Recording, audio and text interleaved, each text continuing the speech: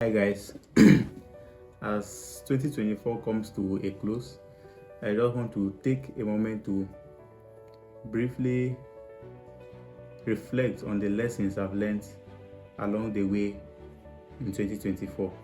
Okay, so I learned a lot of lessons actually, but in this video, I'm only going to be speaking on two.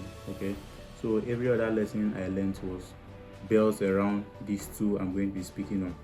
Yeah, so it's going to be a very brief video. I don't want it to take too much of our time here. So the first lesson I really learned this year is the role of continuous learning. Okay, the importance of continuous learning. uh, I was reminded this year that you don't get too big to keep on learning. Okay, there's no level you get to and then you decide that you are now bigger than learning. You don't need to learn anymore. Okay, so there will always be something that you are still ignorant about. There will always be something that you are still ignorant about. And ignorance is a bad thing.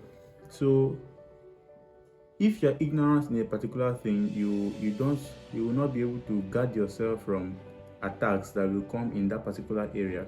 Okay, but then what is worse than ignorance is refusing to admit that you are ignorant. That is the only thing that is worse than ignorance. Refusing to admit that you are ignorant about a particular thing. Okay, so admitting that you are ignorant about something is not bad.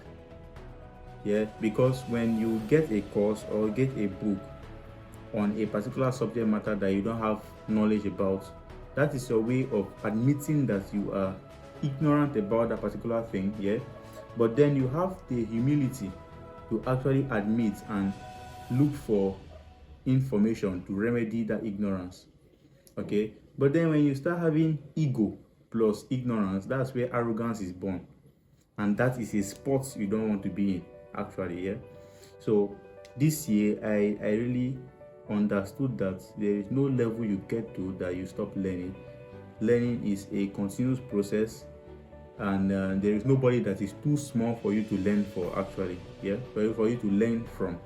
There's nobody that's too small for you to learn from, and that is something that I see a lot of us suffering. We There is something someone younger than you is doing. You envy those results, but your ego doesn't let you reach out to that person to find out how he got the results.